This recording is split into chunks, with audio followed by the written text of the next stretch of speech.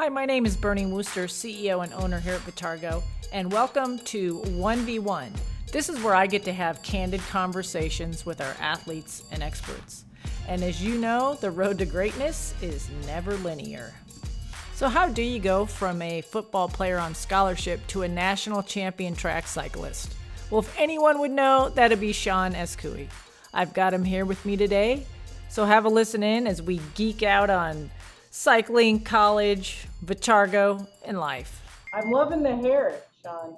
Thank you. I just got a cut. I had a long flow, and now I got a cut to a little mullet. So we'll see how it goes for nationals. But Yeah, you're kind of giving off that Peter Sagan vibe to me. One of my yeah, I'll get a little crazy. Maybe like the 3 stripes on the side or something like that.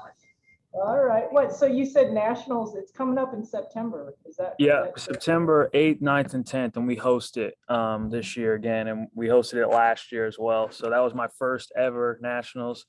I've only been cycling for 2.5 years, so it was my first ever. So it was a good time. It was a good team win. All right. So let's back up because everybody's like, well, what are you talking nationals? What? So what I know about you is you're a national champion cyclist, but before that, I want to hear about just a little bit. You just told me your dad came from Bolivia, so I want to hear a little bit about young Sean growing up. And I know you switched sports. Yeah. Where you went to school? What motivates you? What How do you become a national champion? So just let it rip. Yeah. So basically, my dad's from Bolivia. Like I said, he was a tennis player. Came to the United States, and he was recruited to play at Abilene Christian in Texas. My mom was a tennis player at Baylor, and so my dad became the graduate assistant for the men, and then he started coaching a little bit on the women's side, if I'm correct. Met my mom, they fell in love, and then my dad's now the tennis coach at IU, Indiana University. He's been there for 29 years. He was like 24 or 25 years as the associate head behind Lynn Loring, who was like the winningest tennis coach in the country. Then my sister was a 2-time state champion in tennis. She never lost a set in those 2 years, junior and senior year. Went to Western Michigan. She had a 4.0 in college, very dedicated. Now she works for a medical engineering company called Stryker. So she's always been there for me, in that sense. And I have a younger brother. He's going to be a freshman this year. He's on the football team. And so we're pretty evenly spread out, about 6 years each. But so with that all being said, I played football in high school, basketball and baseball. Played a little bit of hockey in middle school, really loved it. It was just kind of like an all-arounder. I always wanted to stay busy. And so I spent a lot of times on the baseball field, a lot of times with football, and it was just overall, it was a great time, as a team. And now cycling is just an individual sport where you can be with teammates, and so you go on rides with teams, but it's a little bit different.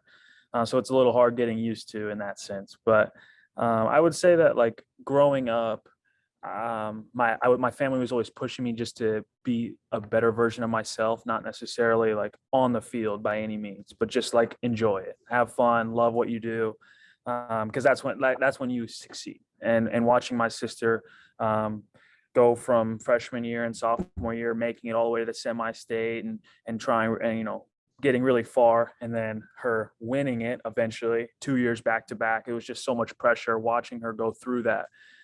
Was really eye-opening to me. It was okay, this is what it takes. And so long story short, I committed to Marian University, started getting some scholarship offers for football going into junior year towards the end, and really picked up going into senior year that summer. Went on a lot of visits with my parents, my mom included. My mom's always been there for me. So with all that, came here. But during COVID, my senior year, so COVID first. Did you have any graduation, or what was that like? There was no graduation at all. I think there was one it came on the TV or something like that, and I saw my name and Azcui being the first 10 minutes. We turned off the rest of the TV, and then we celebrated a little bit. But honestly, it was just during COVID, everything shut down. Really didn't Really didn't have, I was supposed to have my senior baseball season, and like we had a bunch of seniors going into it, and we were like supposed to be really good, and looking Yeah. forward to that. And now looking back, I wish that would have happened. I don't know, maybe I would have played baseball in college. I really enjoyed baseball. But so Yeah. during COVID, my neighbor, who he coaches a little 5 team, which is in Bloomington at IU. It's a fraternity and sorority bike race. And it's like a huge party throughout the leading up to it the whole week. And like all the students go, but he had 2 kids that raced like sort of pro. And he got me on a bike. And so just because there was nowhere to train during COVID, so I just started Yeah. riding a lot, and I was already committed to Marian. So like there was nowhere to train for me. So like I just wanted to get that cardio, like have my cardio there, just continue Yeah. to really build on that. Come into, and then I figured I would get the strength eventually. And then our strength coach, he put on helped me put on a lot of weight, and so it was a good time, and I really enjoyed it. I rode with a local club team in Bloomington. That was they were very dedicated. I rode every day, put in like 20 to 60 miles every day, and just was riding Yeah. all the time. Was just loving it. And then so Dean Peterson he was the head coach here at Marian University. He has helped win. We've just won 47 national championships as a team. He was the one who basically got this program started, got it rolling. But I heard of him just because my neighbor, and he said, hey, you should, you've gotten really good. You should just reach out and see Yeah. if you can walk on. I reached out during the summer, and then he's like, yeah, we'll stay in touch.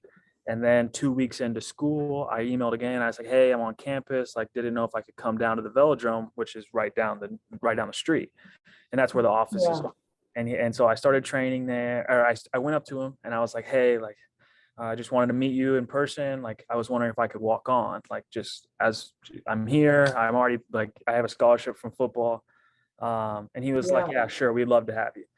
But it was still during COVID. So there wasn't really any racing or anything. It was just, I had basically a full year of football with riding every day at the end.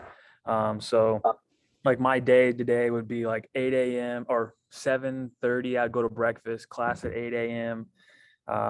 Till about 11ish. Then I would go lift, get lunch, go to football meetings, go to practice, go ride my bike 20 miles, just try and get an hour in, go back, go to like study tables. And it was just a packed year. And I finished with like a 3.9, so a GPA. So I was Wow. really happy about that, and got to Yeah. continue growing, just like figuring out where I wanted to go. Yeah. But So let me interrupt you for a sec. So this is your freshman year in yeah, college? freshman year. I'm going into my junior year right now. So Okay, so your freshman year was what, 2020? And yeah, 2020, 2021. 2021. Okay. And so you had a football scholarship? Yeah, I was on a scholarship for football, and I was on I was on the special teams, and I was on second string receiver. I scored one game in the first game we played, going because the fall season got canceled because of COVID, so we played in the spring. So we played some scrimmages in the fall, and then had a spring schedule that year. So you start riding, you're cycling during your first year in football. That's like part of your training, thinking that you're going to just support your football, or you're kind of like, hey, maybe I'm going to transition out into something else. Yeah, honestly, I think like football kind of like dragged on a lot, and it was just kind of like I was always someone that got to be doing, like, always had to have such a big schedule. I honestly, I really wasn't like expecting it to have gotten as far as it has. I just kind of was just kind of doing it, I guess, and it was a lot of fun, like being a part of both teams. And so I think being someone who always wants to be active and continue that kind of stuff, it was a learning experience, I'd say. But I really wasn't expecting it to go anywhere. Just kind of doing both. I just wanted to be fast and quick and have the endurance to just go for 4 quarters. And so it was just something I loved doing. It was a peace of mind thing. When you get riding 20 miles, you just get lost in it, I guess. So. Oh yeah, you can. Yeah, but I love talking to you because I started riding in college myself. I went to KU, University of Kansas, and there was a club team, but no girls on it. And I didn't even have a bike, and my brother, he's like 5'11", 6 foot, and he's like, hey, you can borrow he had an aluminum Trek. Yeah. And he brought it down, right? And he also had a Bianchi. So he rode the Bianchi. But anyway, he let me borrow his bike. Totally too big for me. It had baskets, right, for pedals, but it was super light because I was riding this old like Schwinn Varsity just to get Yeah. around this, right? Which weighed about, I don't know, 30, 40 pounds. It was so heavy. Yeah. So I'm riding his bike, and then I get wind of like, hey, the guys are meeting up on campus at this time and whatever. There was a bunch of Cat 123s, right? And here's me, like I've been training in sports, but like shoot, I want to ride. And so I remember going out with them, and like I could keep up. Like I didn't realize we're going out, like, and I'm learning how to ride. I'm behind, it's 2x2, Yeah. right? And so I'm kind of, just chatting it up. And so we go out, and I was able to keep up, right? And and we would be going, and then the front two would peel off down the side, and how that works. Yeah. Well, we get to the turnaround point, and I'm like, all right. So everybody turns around, boom, they're gone. I'm like, what the heck just happened? Oh yeah. Like I found out, like, we were doing like 18 miles an hour average on the way out, and I'm like, all right, this is pretty good pace for me, right? But I'm hanging on. Well, that was just their leisure. Yeah, that was the warm up. Yeah, that was a warm up. And then as soon as we turned around, like it was rolling hills in Kansas, so I could see them like in the distance. And as I got better, I would be able to hang. I wouldn't get dropped so fast. I got to the point almost hang so I could see the campus. Yeah. But that was my baptism into cycling, and I did like a criterium. And I was in the citizen. I wasn't a category racer, but we raced on some track in Kansas. I forget. It was in Topeka, on a car race track, right? We were doing a crit, and it was like I won by like this much. Oh, because who knew I was a sprinter? Yeah. Who knows? You never know. Yeah, you don't know. But those days, I mean, when I hear you talk about like, you're just like where I was never a national champion, nor did I ever, further my racing or any of that. However, I just remember loving the bike so much. And when you train in a sport or multiple sports, it's really, I mean, you could transition almost into anything and not be at the bottom, right? Like me, I was in like soccer, gymnastics, track, and then I'm like, I want to cycle. Okay, get a bike, though it didn't fit me. And you can just kind of fit in, right? And then you figure out, like, you got a love for it, right? So take me through take me up to the national championship. How did that all happen? So Dean Peterson, so I finished all freshman year. I was on both sports, no racing with collegiate, but I would still try and join all the rides when I could. Those rides are no joke. Like the people on this team, I mean, we have national champions on national champions, like people that have been doing it since they were very, very young. When I started football, and I'm just getting into this sport. So like, it was eye-opening to like really see those guys train at that level. And then I would hang in, and I was like, oh my gosh, like I can do it. Like I'm there. But so Dean Peterson, he asked, like, what would it take for me to going into my sophomore year that summer? I didn't know how to ride the track at all, the velodrome. And I had no idea. I just knew it was there. I had no idea. But he thought, he believed in me. He was like, what would it take for you, like, stop playing football? And I was like, you know what, I would do it. Like if the money was there, transfer the scholarship. Sure enough, he transferred the scholarship, blah, blah, blah, all that logistics. And he transferred over. I said, hey, coaches, I'm done with football. Thank you. I switched over to cycling, and I went all in. So there's category 5 is like the beginners. And so I started racing. We have a league here. Every Thursday there's racing. Every Monday there's training. Every Wednesday, open track sessions and stuff like that. I stayed up here on campus. I only live an hour and 15 minutes away, but I stayed here to work at the velodrome because I was like, I'm going to be 100% committed. So I went from a category 5 to a category 2 in one summer. So I was just on top of everything. I was, and I had a lot of good competition because a lot of the Marian guys stay here on campus too. So we would all train together. And some of them actually started where I did because they were transferring from the road to the track. And so like I had a good group of guys. And so that transition was like almost, it was like, wow, like, okay, like let's get it rolling. Like I want to go to I want to be on the national team because only 12 men get selected. And so we start Monday for camp. And that's going to be like 2 days riding, timing, trying to see who can make the national team. And there'll be about, let's say 18 to 25 guys that will go and they'll try and make the team. And then there's the women and they take 12. But normally, like if it's farther away or we have to fly, they'll take like 10 just because the numbers will get smaller because of flights and stuff like that. But so they took 12 last year. And so, I was in a good spot. I was leading. I had the fastest 200 meter, which is half a lap sprint. I had the fastest 3-lap sprint, which is a standing start. And so I was like feeling really good going into nationals. And I really knew I was working hard. I put a lot of time every day, was doing something, lifting, riding, stretching, core, any type of thing, watching YouTube videos on how to, perfect the races that I was going to do. So sure enough, I made the national team. It was really exciting. I was stressed out that whole 2 weeks, just like, oh my gosh, am I going to make it? Am I going to make it? But everybody was like, Sean, like, you're the fastest times, so it was like one of those things where it was like, I made the team and I was like, okay, I got to win nationals. Like I got to do something. Like my mind is just always thinking like, okay, next thing. And so went to nationals. It's a 3-day event. And so I am a sprinter, or I like to say I'm a sprinter, with a lot of endurance, but so you do the opening 200 meter, which is half a lap. You do 2 laps and then you go in and you do basically half a lap and you get that time.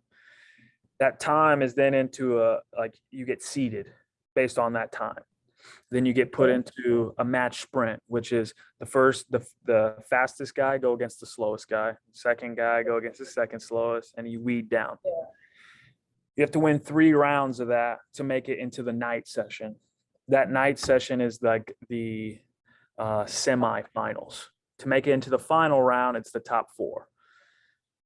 It's best 2 out of 3 once you make it to the semifinals, if that makes sense. So all these beginning ones are just one-on-one. You win, you move on. It's better, and it's double elimination. So like you can get back in. It's just a lot harder.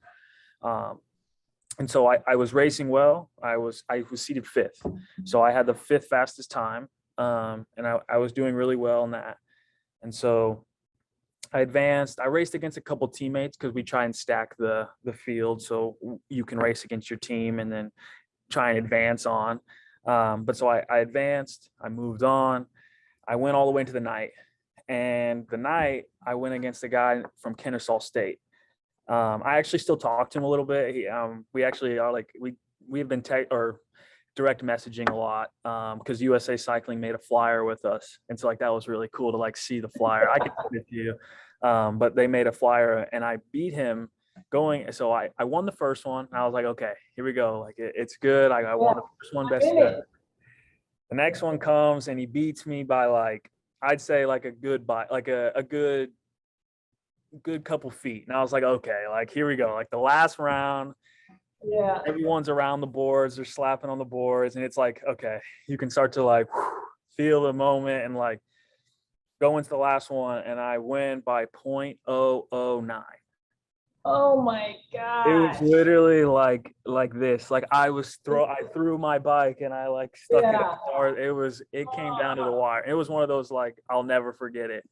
And Coach Peterson, the one who gave me the scholarship and has really brought me into it, he was down in the infield and he gave me a hug as soon as I did, and he was like, I knew you could do it. And because at that time when I won that race, I knew I was going to be on the podium. So even if I lost the next ones, I knew I would get on the podium, and I knew I did it. I got at least 1 through 4.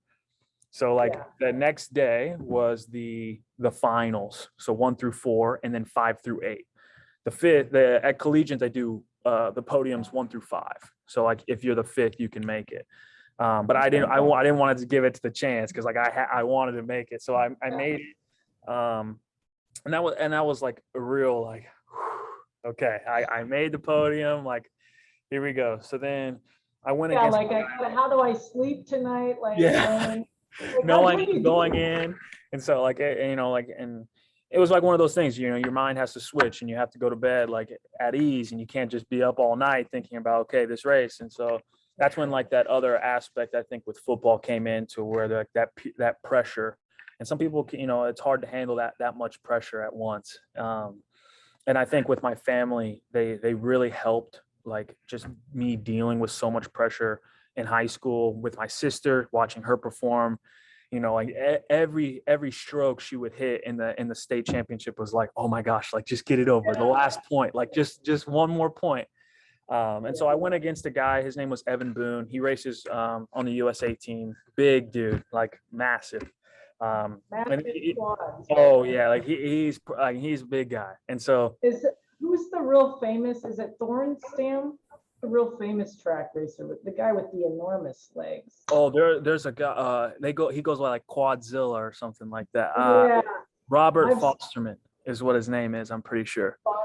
yeah, I've seen like some of these guys. There's one guy in particular, like he looks like a bodybuilder. His legs are absolutely enormous. I don't know if it's the same racing that you do, but it is track racing. I don't know if there's Yeah, I think differences. he would definitely do what I would try, what I'm doing. But so I went against him.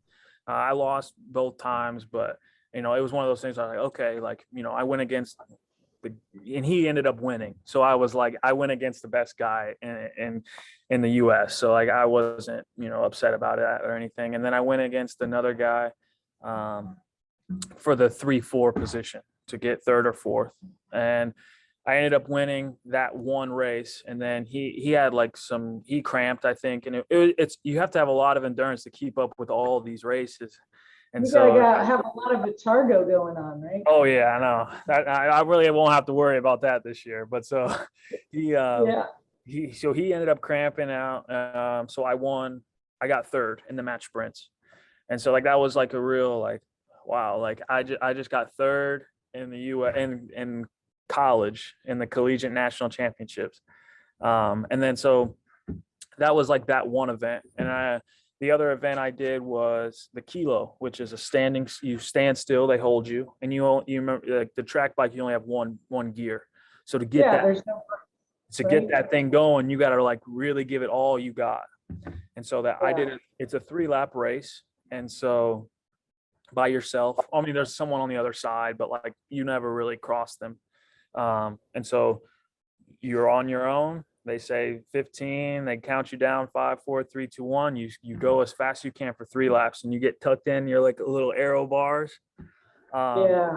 I ended up getting fourth in that event. So I made the podium again, which was pretty exciting for me. And then there's the same race. It's called the individual pursuit, and that's 12 laps. So that's more of an endurance event, but I ended up getting 14th in that, which I was really happy with, because that got me 6th in the individual omnium.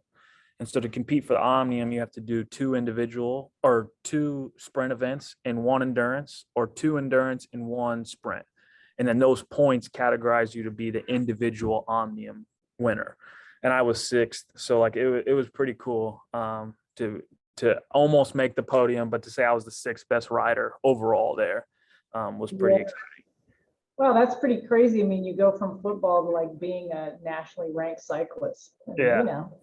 Doesn't happen every day. And then so the last event that we did, which is at the very end, it's the co-ed team sprint. And so that's 4 guys and 2 girls. And some teams don't have 2 girls, so they'll just have 1 girl, but a female has to do 2 laps at the beginning. So everyone's stacked up, and they say 15 all the way down, 5, 4, 3, 2, 1, and we all go at once. We all single file behind each other, and the first girl we had does 1 lap, and then she pulls off and she's done. And then we do the next lap, and then you pull off and you're done. And then it was one of the guys, and then he pulled off and he was done. Then it was me. I was the third guy or the second guy to go. Then it was me, and you go and do your lap and you pull off. Then he does his lap, pulls off, and then it's the last guy. He goes and then that timer stops when it's the last guy. And we won by like a second, I think. And so like that was the national championship win that I have was that one was really cool because it was with a good group of people. We were practicing a lot.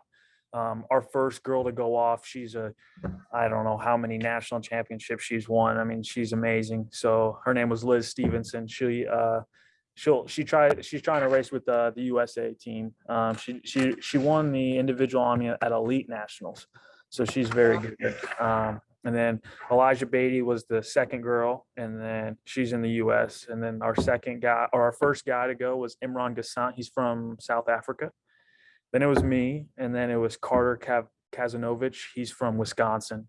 And then Eli House, who is the elite points race national champion. So we had a lot of like very high level guys, and then I was in there, and it was just one of those cool things. And it was at night. We were the last team to go because we won it the year before that. So if you like this year, we'll be the last team to go again. So hopefully I can make that team again and defend it. So it'll be a good time. I think it'll be good. Oh man, that's crazy. I've never heard of that race with you have one or two women in and then right. Yeah. So and I would have been on your team. It's only in college that they do this race. Yeah. I would have signed up to be on your team. Yeah. You could be our first person. If that was like 30 years ago, maybe. That's me 30 years ago. Yeah. So hey, so where are you going from here? You're in your junior year. Going to my junior year. Yeah, what's going on so nationals is coming up in September 8th, somewhere in there. 8th, 9th, and 10th that weekend. So the second week in September, I believe. And then you got your senior year, and then where are your wheels pointing you? I don't know. I mean, I want to race my bike as long as I can. I know I can do that. Like even if I have a 9 to 5 or whatever job I have, I know I can always continue to race my bike. But I think I want to take like 1 to 2 years and like really focus on like trying to go as far as I can. And so I think with this next year, so my junior year, I'll go to elite nationals and try and do well and get some points there and try and make maybe a USA team. Anything I can do to help like myself get better. And I think that's a good opportunity. I'll also be trying to it's called the Madison. And it's a partnered points race. So every 6 laps, you get points. The first person across the line gets a point. Or I get 4 points. The second person gets 3, third person across the line, but it's teams. And so it's a partnered points race, but my teammate that I'm going to be going to elite nationals in November with. So that's the other thing I was going to do is elite nationals for the Madison, which is in Detroit, and it's an indoor track. So our track is 333 meters, but this track in Detroit, it's 166. It's literally less than half. So it's like, it's really quick. And like the banking, how steep the slope is, it's at our track, it's like 28 degrees. And at Detroit, it's like 50, 52 or something like that. Like it's like, so you're like riding like this. Yeah, no, how do you train for that? I mean, is it pretty different when you're on it? I would imagine, right? You got to kind of at least some track time on a track like that. Is that possible? We'll have a lot of guys go up in like October to go train there, but it's more it's just a faster race. So like a lot of things, it's not necessarily like the leg speed or anything. Like it's more like in your mind. Like you have to, like, a lot of things happen quicker, so you just have to react to it because it's not a big track where things can happen slower, and it's like, okay, you can like take time to develop what you want. At Detroit, everything has to be like really, really fast. But so my partner, his name is William Zugabe. He goes to IUPUI downtown Indianapolis. But so him and I, so you get your partner and you throw him in, and then he's in the race, and then I go up and I wait for him to come back around, and then he comes in and then he throws me back in, and you like literally grab his hand and then you swing him and throw him in. It's a really cool race. It's a really cool event. And so we'll go to nationals for that this year. in November. And so hopefully me and him can try and do something good there. And then as the years go on, we can continue to do that. But yeah, I honestly, I don't know. I don't know what I want to do the rest of my, Yeah, you don't have to. Yeah. And I mean, you know what? Whatever comes is coming. You're doing what you got to do and enjoying life. And, you know, and sports is really similar to anything else you tackle, right? You're not good at it right when you start out, or maybe in your case you are, but most people, you know, you're not, you get better and better, just like anything in life. If you're building a relationship, right, with somebody, I know you have a girlfriend.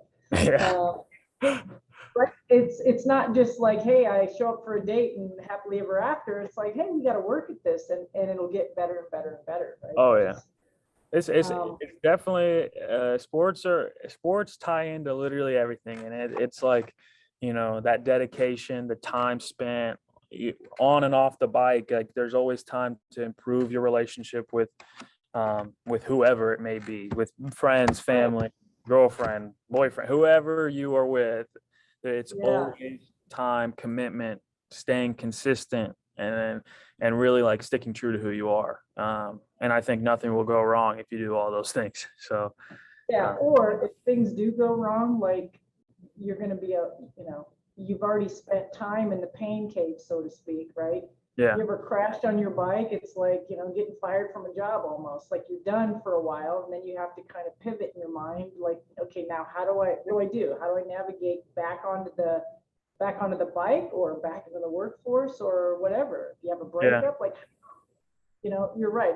Lots of things in life are, you know, I learned so much when I was in sports, and I still ride my bike and I'm in the gym, what have you, but that mentality of it, the athlete, that like for me, I started like you, very young. I think I was 8 years old in the basement. My dad, he's an engineer, but he's a bodybuilder and a power lifter. And so I'm working out, like I'm bench pressing at 8 years old with my brothers. Like, hey, you know, we don't play with Barbies. We're going to go down in the basement and do some curls. Like, all right. But what you learn through all of that can be leveraged throughout all the other aspects in your life, you know, and it really has carried me, and that's why I'm kind of in this industry. I have a passion for it. I understand it. I lived through it and continue to live through it, because and it's so important. And I can see that, like, you grew up in a family that sports has been there the whole time, but it also has shown you so many awesome life lessons, and you've learned so much through it, and you've had a map with other people in your family that are, you know, you get to kind of see, all right, I see what's happening there, and you can just use it to elevate everybody around you. Oh yeah. I've definitely been fortunate enough to have like such a good family, like with core values. And I know, like, I come from a very good family that it's not just about sports, but my parents have both taught all three of us that, you know, who you are as a person is way more important, and how you treat other people. And so that's really pushed me to be who I am today. And I think that's where my success comes from, is from my family. Just every day, you know, my mom is always talking, like, might sound annoying, but my mom is always texting me, always calling, just checking in, and I'm only an hour and 15 minutes away, so it's like I haven't really gone far, but she's definitely my best friend. And so we talk about everything. And so, like, with my dad, I know I can always come to him for sports, and my mom has always helped me with academics. So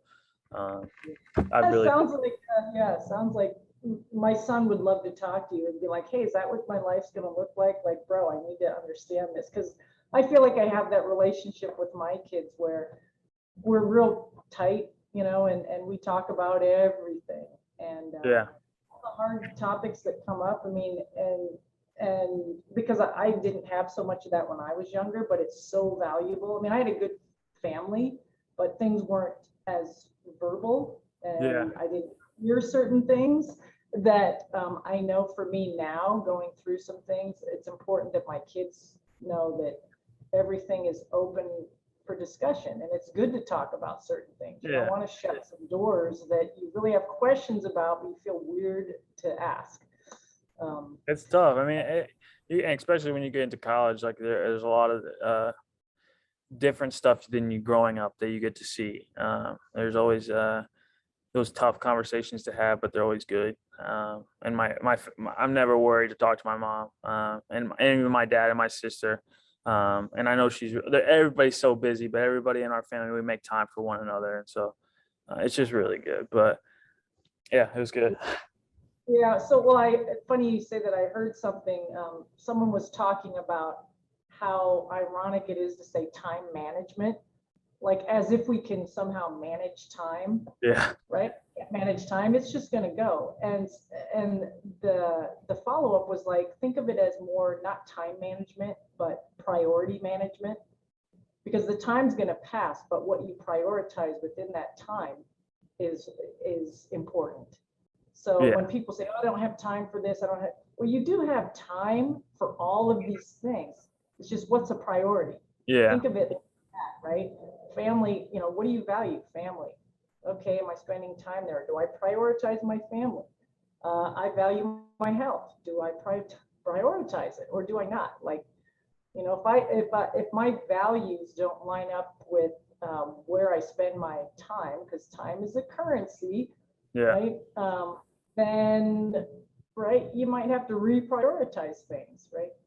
That's what my kids get to like, and they're little. They're like, "What? What are you talking about?" I go, you'll get there. They'll learn eventually, and I'm getting there too. So I'm still learning. There's so many things to learn with time and being, I think, college athlete, and even trying to work a job on top of that is like, it's just trying to figure out, what are your priorities and where do they align, and what do you want out of this? And I think everything in life is just what you make of it. I think it's just how you respond to what you're dealt with, and how can I be content or happy with what I'm doing, not necessarily just because you have to do something bad or have to do something you don't want to do or dread, but that you get to do something. And a lot of people aren't fortunate enough. And I think that growing up, like my family, we've just because of how they raised me, I think it's just, you never take anything for granted.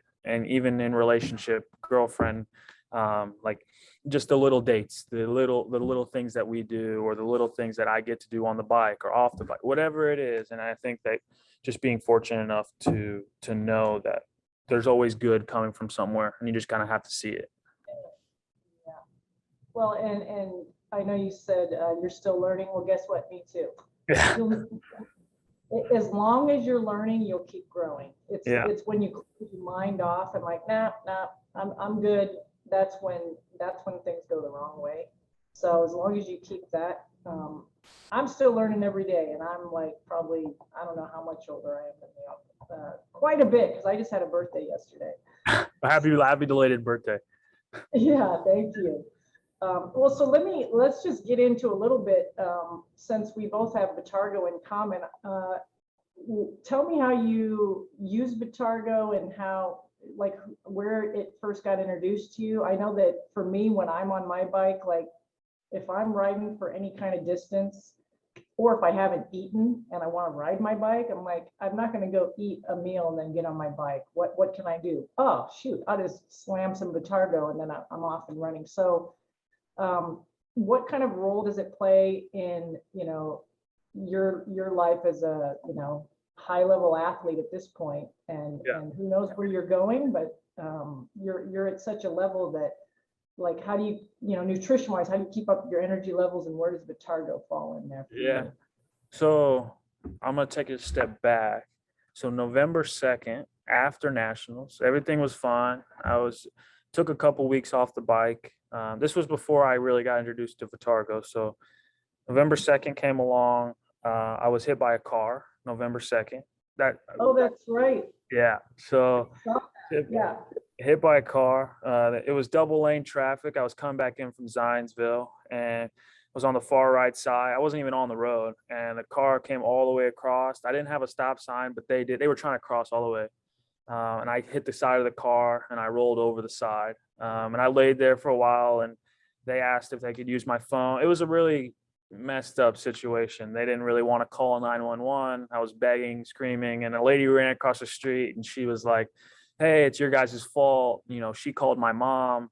and 911. And so I was in the hospital for a while. I just recently got surgery a couple months ago on my wrist. And so like the handlebars like literally snapped in. And so when I hit it, I had some shoulder, some hip problems, but everything's much better now.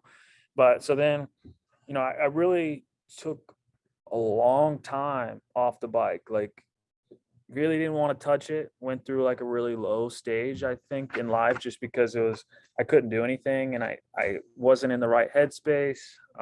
Just kind of felt lost in that sense. Like I gave up everything I had, and then not everything I had, but I gave up a lot of, I spent all my life doing one sport, and then I come into this sport, I have a lot of success really quick, and then all of a sudden I get hit by a car and I don't touch the bike for a couple months. But so then I was starting to get back into lifting, and Justin, who's my strength coach, Justin Richmond, he was sponsored by Vitargo a long time ago, or not a long time, a couple of years back. He was a BMX rider. And so he knows Bill. And so then Bill asked him, he was like, hey, do you have anyone that would, represent Vitargo really well, blah, blah, blah. And he recommended me. Long story short, we are where we are, but I think the thing that I cherish the most about it is like I don't like to eat a lot before I ride. After I ride, I still find it hard to eat. Like I think I burn so much calories, I work so hard that like I don't have any energy to eat. I think the biggest thing that I've come to terms with is just making like quick smoothies. I love smoothies. So I'll go buy frozen fruit, I'll get milk, and then I'll put a scoop of Vitargo in, put the fruit in, and I'll make a smoothie. It's the quickest way that like I feel, or I blend up just water and I put Vitargo in, just because like I can go like chug it down really quick, and like I'm ready to go. Like I can ride for as long as you want, like as long as I want, I guess is what I'm trying to say. It's like, sorry, but so I can ride for as long as I want, and I think that's like the best part is just like being confident in your like what you put in your body, and then knowing that it's going to perform, and not being like, oh, well, I don't know if maybe I should have this 2 hours before, maybe I shouldn't.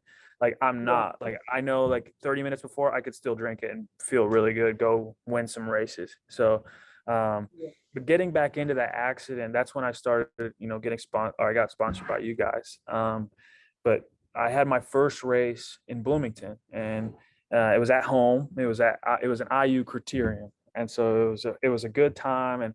But our team, I didn't go to team camp for the cycling. They go and rent a cabin in Tennessee, and they go ride in the hills. But I didn't go. I went home. I was just trying to get my mind right. Wanted to be surrounded by my family. Wasn't around them very much because of school. And then it was spring break, and so I went home. And then I was just training, and I was trying to get everything put back together. But I was just very consistent with what I put in my body, and I was very consistent with Vitargo. And then I went into that race with not as much training as a lot of the other people. I ended up getting like 4th or 5th out of I don't know how many. And it was just like one of those things where I was like, okay, I can push my body really, really hard, even if I don't have a lot in my stomach or a lot going through everything. Was really like significant to have a target behind me and like backing me basically. And I think that's what has really motivated me to be confident, because half of it's a mind game and half of it's just how you perceive things. And to say, oh, I have a 40-mile ride, or like I get to go ride 40 miles is completely different. And the mindset changes. But when you go on a 40-mile ride and you have nothing and you're just like dead, then it's like completely different. The pain cave is way different. But like being sponsored by Vitargo is just like, I put it in both my bottles, and then, or just one of them. So then it's like, when I'm 20 miles in or I'm halfway, I can drink it, and then I'm replenished and I feel so much better about myself. So it's good. Well, yeah, you feel confident, like, hey, I can go out here and I'm actually going to have something. For me, it's like I have something that's going to be able to perform as hard as I am. Right. I don't have to worry about, oh gosh, I might, gonna have a sugar crash or any of that. Cause I know when I first tried Vitargo, I'm like, oh, all right. So this is different. Yeah. It was well before I owned the company. And then for me, it was like the experience of like having something on board that's going to see me through. And then all the other cool stuff that I learned about VITARGO was like all the recovery benefits, like how it performs way better than other stuff. And all the, like we test all the batches for banned substances, and there's actually performance benefits. And, that aside from all the, just feeling it, I'm like, I took it before I really totally understood what it did. Yeah. And then I read it, I'm like, oh, okay, I get it now. Like, that's how I feel, but it wasn't really the VITARGO. Yeah. Maybe I was just getting more sleep or something. I don't know. Like, I was like, yeah, exactly. Like maybe I just had a good pasta meal the night before, which now I don't even do. I used to like, carb load the night before on food, but then the next day I'm like, wow, Yeah, you feel sluggy. And it's just like, it's just quick and it's simple and it's like, get straight to the point. Like you take VITARGO, you have it, and then you see the results. It's not like you have to like have that awkward stage of like, oh, I'm getting there. Like, don't worry. Like you're right there and you're ready to go. And it's just, it's something that I don't want to leave home without, or I don't want to go to a race without. And I take it to every race. And we had a full collegiate season. We had races back to back to back. We had 3 Friday, Saturday, 2 races on Saturday, 1 race on Friday, and then we would drive home, train that week, and then we would leave Thursday or Friday, race Saturday. It was just like, it was always on the go, and it was just really quick, really easy to get down. Even in the mornings when like you race at 9 or 8 a.m. and then you have to drive an hour to get there, and it's like, well, do I really want to have like pancakes and waffles, and do I want to like carb up or anything like that? And then, it's, you don't really have to do that. You don't have to worry about it. So I think that's the best part. Like a secret weapon. Well, I'm glad we found you. I don't know. I didn't know all the details of that, but I was just super excited when they sent me your name over. I'm like, oh my God, we got a cyclist dude and he's awesome. Shoot, finally. That's my sport. Well, that's my sport right now, which it will be, because low impact for older people on the bike. I mean, it is absolutely my most favorite thing to do now. I'm such a Strava junkie as well. Though through my Strava, you'll see I have not been on the bike. I live in Arizona now, so it's so hot to ride. And the summers are typically pretty messed up for me as far as having a consistent training. But I was in the Bay Area, and I don't know if you've ever ridden there, but there's some beautiful riding there. Lots of elevation. And the weather's like, you can ride all year round without having to totally like stick tons of layers on. Yeah, not here in Bloomington, the Midwest. It's like you gotta have like 4 layers on just to like step outside when it's like 20 degrees or something and you want to train. So it's hard. Well, and the cool thing about cycling, like if you're in the Bay Area, there's a group called the Noon Ride, and they go like at noon Monday through Friday. And then they also have they have a Spectrum ride on the weekends. But I don't know, I was one of the younger people. If you were to average out the age, you can cycle well into your 60s and 70s. These guys, like one of the guys there, he actually just moved to Colorado, but he was the national champion in his age group. Of course, now his name's escaping me. Everybody knows him though. But I was trying to hang with that group because one of the coaches, she trains, she's the coach for the women's TIBCO team. Okay. Team. I know them all on Strava, but I can't remember their names. Anyway, we're riding up this incline, and I would typically get dropped by this group because they ride every day, and I don't. Yeah. So I could hang, like I would try to hang with them, and he comes along. We're going up a hill. And he's rooting me on, like, come on, Bernie, you can do it. And he's pushing me. Like, thanks, dude. But he ends up, he's the national champion for his age group. Now he's, you can ride and perform very well on the bike. Like, you can get past some of these injuries. And like the level of competition and the watts some of these guys put out and women is just like, oh my gosh. It's just amazing. Like you don't peak. Like I don't think I looked it up, but like some scientific stuff behind it is like you're not really at your like I'm not even at my best form until like mid 20s, like early 30s. Like a lot of those guys in the Tour de France, Giro d'Italia, all those guys that race in the Tour, like they're like mid 20s, early 30s, and Yeah. I mean they're kicking it. But like here, like I still there's so what's cool is that there's still so much to learn. Like I'm so new to the sport, but it's like I've really like opened a lot of doors, and so like I can just kind of like poke around, see where I want to go. And I think that's the best part. Is like, and the cycling community is so tight. It's like everybody kind of knows everyone. And in Bloomington, I go home and ride, and I have my Marian kit on, and everyone is like, "Oh, he's got the Marian kit," and it's like, it's just really cool, like to say that where I'm at today, in such a short time. I think that's really cool. And I love it because I mean, there's such a vocabulary that comes along with every sport, and cycling is not immune, right? Like when I first started riding, within the last 5 years, when I kind of picked it back up, and I'm like, what do you mean dropped? I got what? Yeah. What does that mean? My mom had learn a whole new vocabulary. Same with the girlfriend. So it was just kind of like everyone like I'm like, yeah, I was going and I dropped them, and they were like, you dropped them, like you hit them or something, and I like normally in football, like you hit them, like you drop them or something like that. And yeah, like sucking on someone's tire or sucking on someone's wheel or whatever. Yeah, like I was riding right behind them, and it's just funny, like the terms and the knowledge behind it is just real, and how the drafting works, and trying to explain that to someone. It's like you work 20% less if you're right behind them, and like it's a good time. Your watt output, like what's your 5-second power, what's your minute power, what's your 2-minute power. I'm like, and I need to know that. Yeah. Or like VO2, like all the heart rate stuff. Like it's crazy. And you never like thought about it with football. I mean, it's just you go score, you're done. Like it's not like you really like anything like that. So it's good. Yeah.